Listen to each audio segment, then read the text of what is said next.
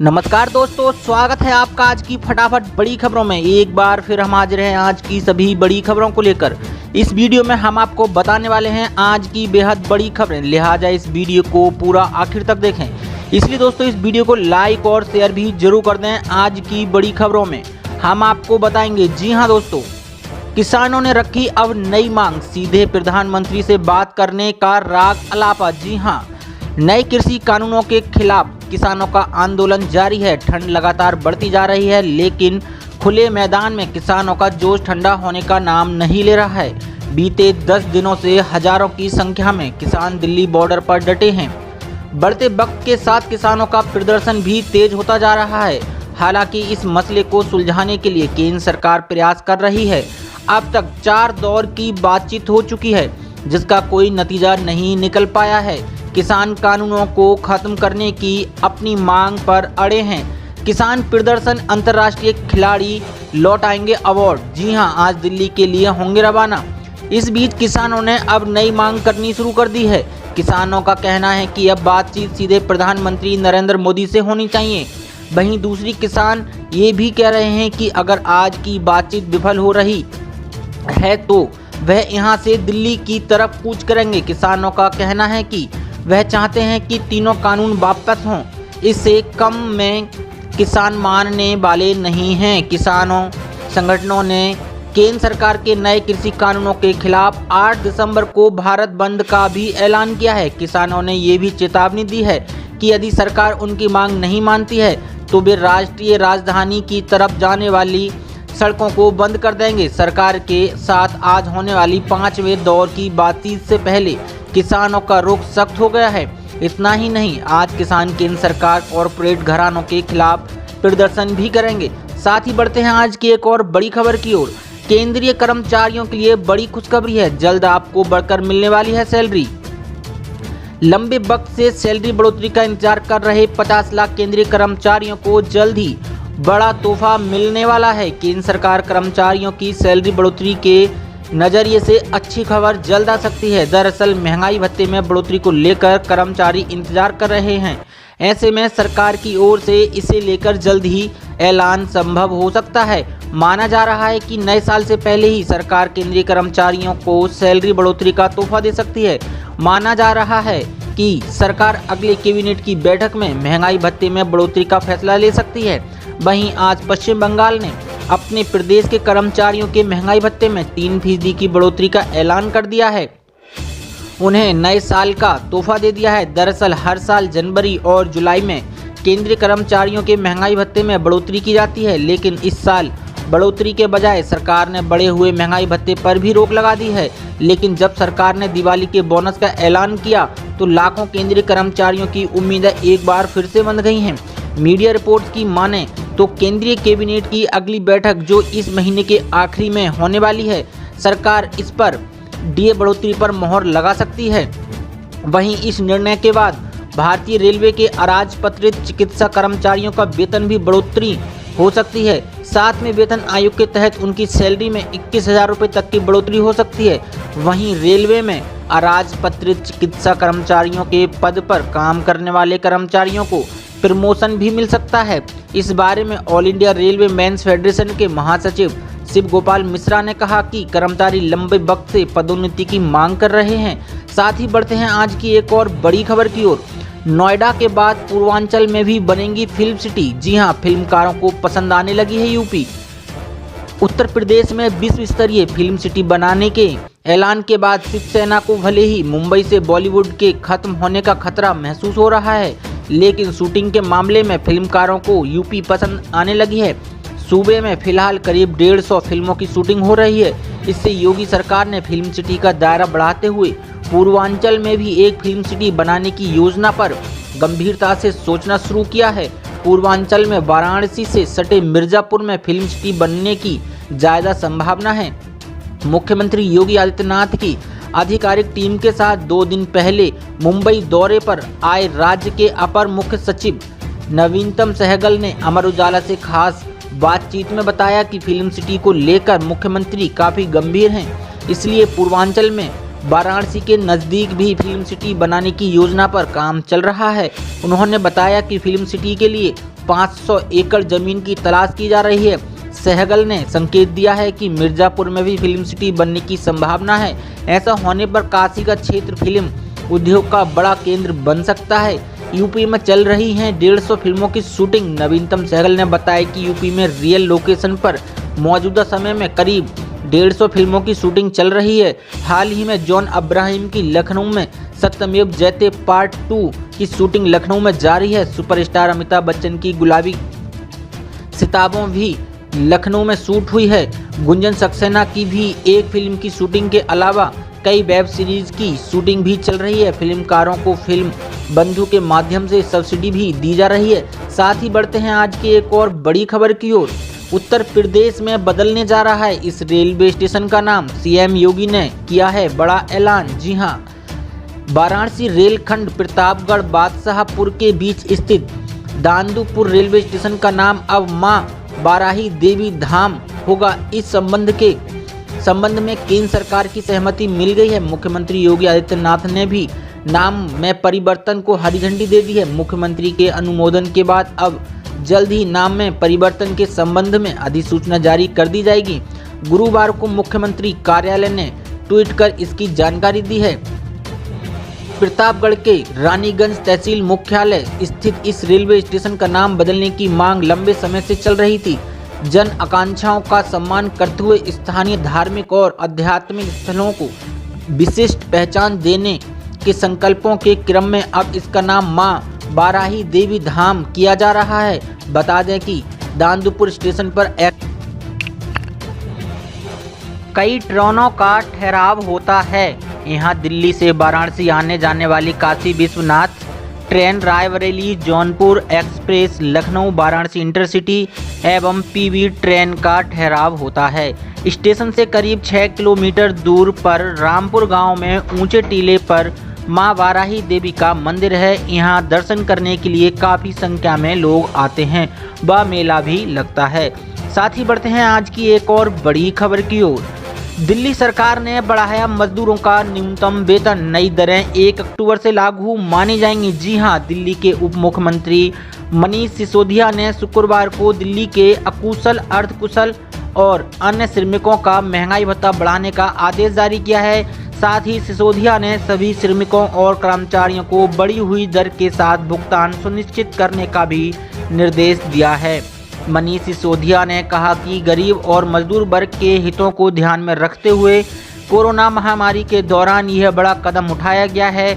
इसका लाभ लिपिक और सुपरवाइजर्स वर्ग के सभी कर्मचारियों को भी मिलेगा। उन्होंने कहा कि असंगठित क्षेत्र के ऐसे श्रमिकों को महंगाई भत्ते पर रोक नहीं लगाई जा सकती है जिन्हें सामान्यतः केवल न्यूनतम मजदूरी मिलती है। इसलिए दिल्ली सरकार ने महंगाई भत्ते जोड़कर नया न्यूनतम वेतन की घोषणा की है। ये दरें 1 अक्टूबर 2020 से लागू होंगी। महंगाई भत्ते के तहत अकुशल मजदूरों के लिए मासिक 15,492, दैनिक 596, अर्धकुशल श्रमिकों के लिए मासिक 17,070 दैनिक यानी 657 रुपये पर डे, कुशल श्रमिकों के लिए मासिक 18,797, डेली के 723 रुपये दे की गई है। इसके अलावा सुपरवाइजर और लिपिक वर्ग के कर्मचारियों की न्यूनतम मजदूरी की दरें बढ़ाई गई हैं। इनमें बिना मैट्रिक को मासिक 17,069, दैनिक 657, मैट्रिक से गैर स्नातक को मासिक 18,797 यानी 723 तथा स्नातक और इससे अधिक शैक्षणिक योग्यता वाले को मासिक 20,430 यानी 786 रुपये हर दिन मिलेंगे। सिसोदिया ने कहा कि औसत अखिल भारतीय उपभोक्ता मूल्य सूचकांक संख्या के समायोजन के बाद ही श्रम विभाग द्वारा महंगाई भत्ता निर्धारित किया जाता है। इसे प्रत्येक 2 बार अप्रैल और अक्टूबर में संशोधित किया जाता है। उन्होंने कहा कि आर्थिक मंदी की वजह से इस वर्ष अप्रैल में महंगाई भत्ते को संशोधित नहीं किया जा सका है, लेकिन इसके बाद महंगाई बढ़ने के कारण दिल्ली सरकार ने गरीबों, मजदूरों और कर्मचारियों के हित में ही कदम लिया है। साथ ही बढ़ते हैं आज की एक और बड़ी खबर की ओर। बैंक ग्राहकों के लिए बड़ी खबर है, बदल गए ये नियम। एटीएम से पैसा निकलेगा अब दूसरी तरीके से। 1 दिसंबर 2020 से बैंक के नियमों में कई बड़े बदलाव हो गए हैं। आज से बैंक ग्राहकों को बैंक के नए नियमों के तहत पैसों का हिसाब किताब रखना होगा। जो नए बदलाव बैंक में किए गए हैं उनके तहत ग्राहकों के लिए real time gross settlement RTGS की सुविधा 24 घंटे उपलब्ध होगी। इसके अलावा पंजाब नेशनल बैंक के ATM से पैसा निकालने के नियम में भी बदलाव हुआ है। दरअसल भारतीय रिजर्व बैंक ने 1 दिसंबर 2020 से रियल टाइम ग्रॉस सेटलमेंट के तहत ट्रांजैक्शन को लेकर बड़ा बदलाव किया है। अब RTGS करने वाले बैंक ग्राहकों को इसकी सुविधा हफ्ते के 7 दिन 24 घंटे मिलेगी। बता दें कि कोरोना संकट के बीच ऑनलाइन ट्रांजैक्शन काफ़ी तेजी से बढ़ा है। साथ ही बढ़ते हैं आज की एक और बड़ी खबर की ओर। शाह राजनाथ संग मोदी की बैठक, किसानों को मनाने की बनी रणनीति। जी हां, कृषि कानूनों और किसानों के आंदोलन के मुद्दे पर शनिवार को सरकार और किसान नेताओं के बीच 5वें दौर की बैठक के लिए किसान दिल्ली के विज्ञान भवन के लिए रवाना हो गए हैं। बैठक से पहले ही बीते दिन भारतीय किसान संघ ने 8 दिसंबर को भारत बंद का आह्वान कर दिया है।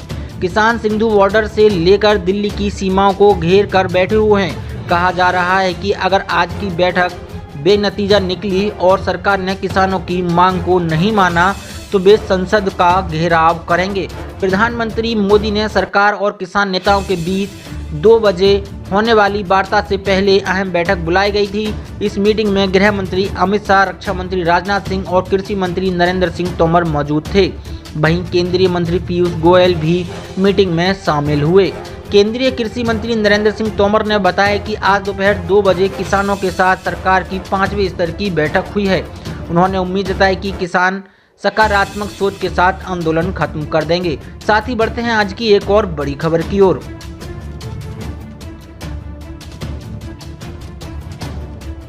किसानों को बॉर्डर पर ही रोकने के आदेश, खुफिया सूचना पर बढ़ाई सुरक्षा। जी हां, दिल्ली पुलिस को गृह मंत्रालय ने किसानों को बॉर्डर के पास ही रोकने के आदेश दे दिए हैं। आदेश में कहा गया है कि किसानों को बॉर्डरों पर ही रोक कर रखा जाए। किसानों को दिल्ली में प्रवेश करने से रोकने के लिए दिल्ली पुलिस कंटीले तारों वाले बैरिकेडिंग को मुख्य हथियार बनाया हुआ है।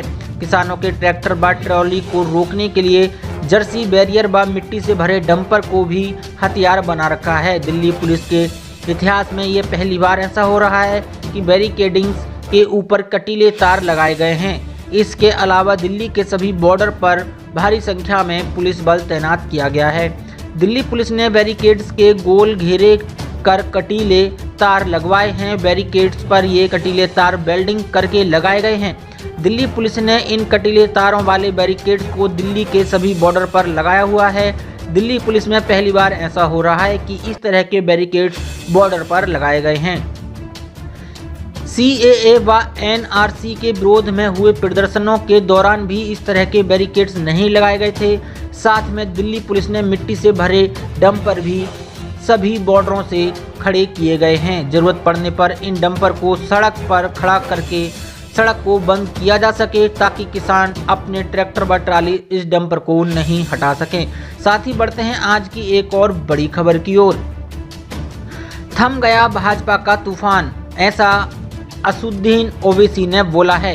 CHMMC चुनाव में भाजपा ने ऑल इंडिया मजलिस से इम्तियाज़ उल मुस्लिम AIMIM को पछाड़ दिया है और वह हैदराबाद नागरिक चुनाव में दूसरी सबसे बड़ी पार्टी बन गई है। इस पर AIMIM प्रमुख ओवैसी ने शुक्रवार को कहा कि पार्टी लोकतांत्रिक तरीके से भाजपा का मुकाबला करती रहेगी। किसी भी भाजपा तूफान को खारिज करते हुए ओवैसी ने कहा, तूफान कहाँ है? अगर तूफान आया होता तो बीजेपी महाराष्ट्र MLC चुनाव में नहीं हारती। बीजेपी ने कहा था कि वे पुराने शहर में सर्जिकल स्ट्राइक करेंगे, लेकिन वे मेरे क्षेत्र में कुछ नहीं कर सकते थे। हमने लोकतांत्रिक स्ट्राइक की, हमने 51 सीटों पर चुनाव लड़ा और 44 में जीत हासिल की। सोचिए क्या हुआ होगा अगर AIMIM ने 80 सीटों पर चुनाव लड़ा होता। 2016 में पार्टी ने 60 सीटों पर चुनाव लड़ा था और 44 सीटों पर जीत हासिल की थी। इस प्रकार 2016 की तुलना में इस साल की स्ट्राइक दर बेहतर रही। ओवैसी ने कहा, हमें भरोसा है कि तेलंगाना के लोग राज्य में अपने पद चिन्हों को बढ़ाने से रोकेंगे। ओवैसी की पार्टी जो तेलंगाना में स्थित है, इस साल के चुनाव में अधिक लाभ प्राप्त करना चाह रही थी, क्योंकि पार्टी ने हाल ही में बिहार में 5 विधानसभा सीटें जीती थी। हालांकि पार्टी ने अपना गढ़ और 2016 की टैली 44 सीटों से बरकरार रखी है। साथ ही बढ़ते हैं आज की एक और बड़ी खबर की ओर। 1 जनवरी से बदल जाएंगे आपके डेबिट और क्रेडिट कार्ड के नियम। जी हां, देश में one nation one card scheme के तहत भारतीय कंपनी रुपे कॉन्टैक्टलेस डेबिट और क्रेडिट कार्ड्स जारी की थी। इन कार्ड्स की मदद से आप पब्लिक ट्रांसपोर्ट से लेकर शॉपिंग मॉल तक में आसानी से भुगतान कर सकते हैं। वहीं भारतीय रिजर्व बैंक RBI के गवर्नर शक्तिकांत दास ने शुक्रवार को कॉन्टैक्टलेस कार्ड पेमेंट के नियम में बड़ा बदलाव किया है, जिसके तहत अब आप कॉन्टैक्टलेस डेबिट और क्रेडिट कार्ड से अधिकतम 5,000 रुपये तक का भुगतान बिना किसी पिन के आसानी से कर सकेंगे। ये सुविधा 1 जनवरी 2021 से पूरे देश में लागू होगी। आपको बता दें, अभी तक कॉन्टैक्टलेस डेबिट और क्रेडिट कार्ड से केवल अधिकतम 2,000 रुपये का भुगतान बिना पिन के किया जा सकता था। साथ ही बढ़ते हैं आज की एक और बड़ी खबर की ओर। तेल के दामों में फिर तेजी, जानिए आपके शहर में क्या है पेट्रोल डीजल के दाम। अंतर्राष्ट्रीय बाजार में कच्चे तेल के भाव में लगातार तेजी का सिलसिला जारी है। ग्लोबल मार्केट में कच्चा तेल ब्रेट क्रूड का भाव $50 प्रति बैरल तक पहुंच गया है। इसका असर घरेलू तेल कंपनियों पर भी रहा। शनिवार को पेट्रोल के दामों में 27 पैसे तो डीजल के दाम में 25 पैसे की तेजी देखी गई। इंडियन ऑयल की आधिकारिक वेबसाइट के मुताबिक दिल्ली, कोलकाता, मुंबई और चेन्नई में पेट्रोल के दाम बढ़कर क्रमशः 83.13 रुपये और 84.63 रुपये तथा 89.78 रुपये और 86 रुपये प्रति लीटर हो गया है। अंतर्राष्ट्रीय वायदा बाजार इंटरकॉन्टिनेंटल एक्सचेंज पर ब्रेट क्रूड के फरवरी डिलीवरी वायदा अनुभव में शुक्रवार को पिछले सत्र के मुकाबले 1.72% की तेजी के साथ $49.55 प्रति बैरल पर कारोबार चल रहा था। इससे पहले भाव $49.77 प्रति बैरल पर चला गया था, जो कि मार्च के बाद का सबसे ऊंचा स्तर है। बीते महीने भी ब्रेट का भाव $49.09 प्रति बैरल तक चढ़ा था। साथ ही बढ़ते हैं आज की एक और बड़ी खबर की ओर। 50 लाख केंद्रीय कर्मचारियों को मिलेगा न्यू ईयर का तोहफा, बढ़ सकती है सैलरी। जी हां, केंद्रीय कर्मचारियों को सरकार बहुत जल्द तोहफा देने वाली है। यह तोहफा नए साल का तोहफा होगा। बता दें, मीडिया रिपोर्ट्स के मुताबिक केंद्रीय कर्मचारियों की सैलरी में बहुत जल्द बढ़ोतरी होने वाली है। इस बात की फिलहाल कोई पुख्ता जानकारी तो नहीं है, लेकिन अनुमान लगाया जा रहा है कि इस महीने के आखिरी तक सरकार ऐलान कर सकती है। खबरों के मुताबिक सरकार केंद्रीय कर्मचारियों के महंगाई भत्ते में बढ़ोतरी कर सकती है। सरकार अपने कर्मचारियों की सैलरी में भारी इजाफा कर सकती है, जिसका करीब 50 लाख केंद्रीय कर्मचारियों को लाभ मिलने की उम्मीद है। बताया जा रहा है कि सरकार कर्मचारियों की सैलरी बढ़ाने को लेकर फैसला अगली बैठक में ले सकती है। भारतीय रेलवे के नॉन गेजेटेड या राजपत्रित चिकित्सा कर्मचारियों का वेतन 7वें वेतन आयोग के तहत 21,000 रुपये तक बढ़ाया जा सकता है। साथ ही बढ़ते हैं आज की एक और बड़ी खबर की ओर।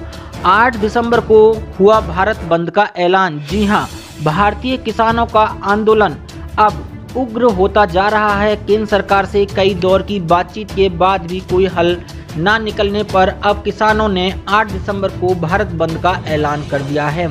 तीनों कृषि कानूनों को वापस लेने की मांग कर रहे किसान 5 दिसंबर को देश में पुतले जलाएंगे और फिर 3 दिन बाद भारत बंद करेंगे।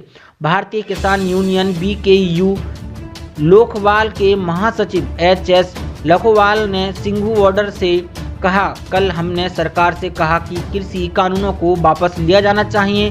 5 दिसंबर को देश भर में PM मोदी के पुतले जलाए जाएंगे।